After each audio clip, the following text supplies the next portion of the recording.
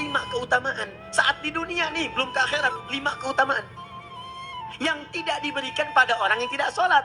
Atau orang sholat tapi sholatnya nggak khusyuk. Sebab syarat mendapatkannya khusyuk. Alladzina hum fi sholatihim khasyun. Bukan alladzina hum fi sholatihim saja, tapi ada kalimat khasyun. Artinya yang tidak khusyuk saja nggak akan dapat, apalagi yang nggak sholat. Apa yang 5 ini? Lihat baik-baik. 1. Orang yang sholatnya benar, pertama kali sebelum mendapatkan kebahagiaan hakiki dari Allah Subhanahu wa Ta'ala, akan dirubah dulu perilaku hidupnya menjadi perilaku yang lebih baik. Kalau orang itu sholatnya benar, maka sholat itu akan melatih dia untuk berubah, bertransformasi jadi orang baik. Itu ada di Quran surah ke-29 ayat ke-45. Innas sholata tanha anil fahsya'i wal munkar. Sumber keburukan cuma 2, kalau bukan fahsya itu munkar. Maaf, pornografi, porno aksi LGBT, kata-kata jorok kotor itu fahsya. Di orang sholat kata Allah mustahil berkata-kata kotor. Orang sholat tidak akan pernah mencela. Orang sholat tidak punya kata-kata jorok. Jadi kalau ada sekarang orang yang sholat senang mencela orang lain, itu berarti ada masalah dalam sholatnya. Dan dia belum dijamin sebagai ahli surga terbaik. Dan hidupnya nggak bahagia. Nggak bahagia. Aneh nih. Sholat tapi senang celah orang. Aneh. Aneh. Yang paling bahaya adalah menikmati celahannya. Itu yang paling aneh. Anda ngaji. Anda ikut taklim. Taklimnya sesuai Quran, taklimnya petunjuk sunnah. Anda sholat dan puasa, tapi Anda masih senang mencela orang lain dan menikmati celahan itu. Kalau nggak mencela, kayaknya nggak komplit kehidupan. Maka ada yang salah dengan ibadah Anda. Ada yang keliru. Karena mustahil taat bertemu dengan maksiat. Itu mustahil. Mungkar, keburukan yang diingkari oleh hati. Sumbernya nafsu perut dengan akal.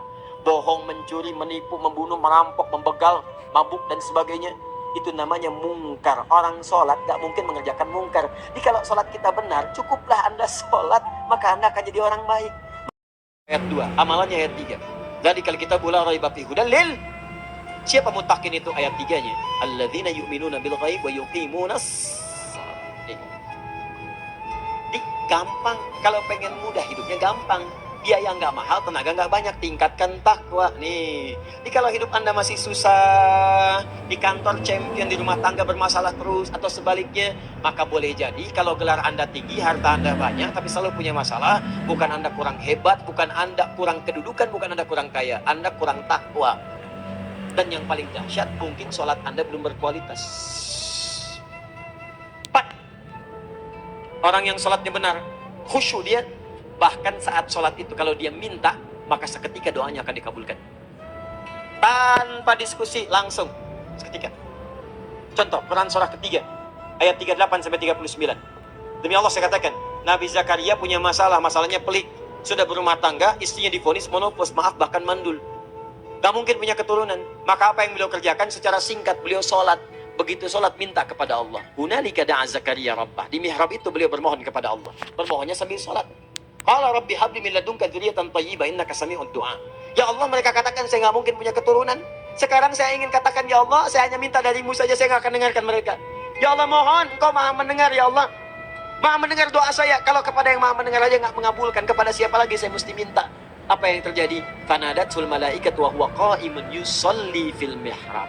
Turun malaikat mengabarkan, sedangkan beliau masih sholat, belum selesai dalam sholatnya. Sholat khusyuk itu belum selesai sholat aja, dikabulkan doa sudah turun. Sholatnya belum selesai, doa sudah dikabulkan. Dapatkan 5 keutamaan. Saat di dunia nih, belum ke akhirat, 5 keutamaan yang tidak diberikan pada orang yang tidak sholat. Atau orang sholat tapi sholatnya nggak khusyuk.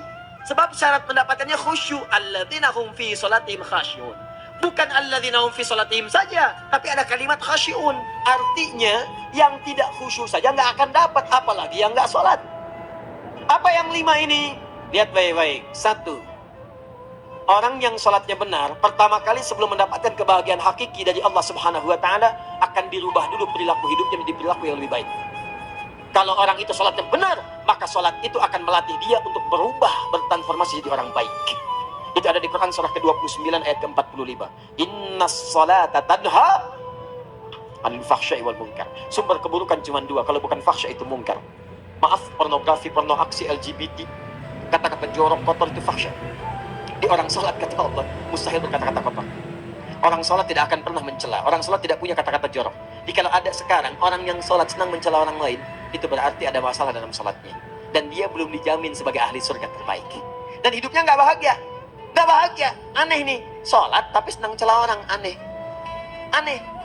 Yang paling bahaya adalah menikmati celahannya. Itu yang paling aneh. Anda ngaji, Anda ikut taklim, taklimnya sesuai Quran, taklimnya petunjuk sunnah, Anda sholat dan puasa, tapi Anda masih senang mencela orang lain dan menikmati celahan itu. Kalau nggak mencela, kayaknya nggak komplit kehidupan. Maka ada yang salah dengan ibadah Anda. Ada yang keliru. Karena mustahil taat bertemu dengan maksiat, itu mustahil. Mungkar, keburukan yang diingkari oleh hati, sumbernya nafsu perut dengan akal. Bohong, mencuri, menipu, membunuh, merampok, membegal, mabuk, dan sebagainya. Itu namanya mungkar. Orang sholat gak mungkin mengerjakan mungkar. Jadi kalau sholat kita benar, cukuplah Anda sholat, maka Anda akan jadi orang baik. Ayat 2, amalannya ayat 3. Jadi kalau kita bula raiba fi hudalil. Siapa mutakin itu ayat 3-nya? Alladzina yu'minuna bil ghaib wa yuqimunas shalah. Gampang. Kalau pengen mudah hidupnya gampang. Biaya nggak mahal, tenaga nggak banyak. Tingkatkan takwa nih. Jadi kalau hidup Anda masih susah, di kantor champion, di rumah tangga bermasalah terus, atau sebaliknya, maka boleh jadi kalau gelar Anda tinggi, harta Anda banyak, tapi selalu punya masalah. Bukan Anda kurang hebat, bukan Anda kurang kedudukan, bukan Anda kurang kaya, Anda kurang takwa. Dan yang paling dahsyat, mungkin sholat Anda belum berkualitas. Orang yang sholatnya benar, khusyuk dia, bahkan saat sholat itu kalau dia minta, maka seketika doanya akan dikabulkan. Tanpa diskusi, langsung seketika. Contoh, Quran surah ketiga, ayat 38-39. Demi Allah saya katakan, Nabi Zakaria punya masalah, masalahnya pelik. Sudah berumah tangga, istrinya divonis monopos, maaf bahkan mandul. Gak mungkin punya keturunan. Maka apa yang beliau kerjakan? Secara singkat, beliau sholat. Begitu sholat minta kepada Allah. Hunalika da'a Zakaria rabbah. Di mihrab itu beliau bermohon kepada Allah. Bermohonnya sambil sholat. Qala rabbi habli min ladunka dzurriyyatan thayyibah innaka sami'ud du'a. Ya Allah, mereka katakan saya nggak mungkin punya keturunan. Sekarang saya ingin katakan, ya Allah, saya hanya minta darimu saja, saya nggak akan dengarkan mereka. Ya Allah, mohon engkau maha mendengar, ya Allah. Maha mendengar doa saya. Kalau kepada yang maha mendengar aja nggak mengabulkan, kepada siapa lagi saya mesti minta? Apa yang terjadi? Fanadatul malaikat wa huwa qa'imun yusalli fil mihrab. Turun malaikat mengabarkan, sedangkan beliau masih sholat, belum selesai dalam sholatnya. Sholat khusyuk itu belum selesai sholat aja, dikabulkan doa sudah turun. Sholatnya belum selesai, doa sudah dikabulkan.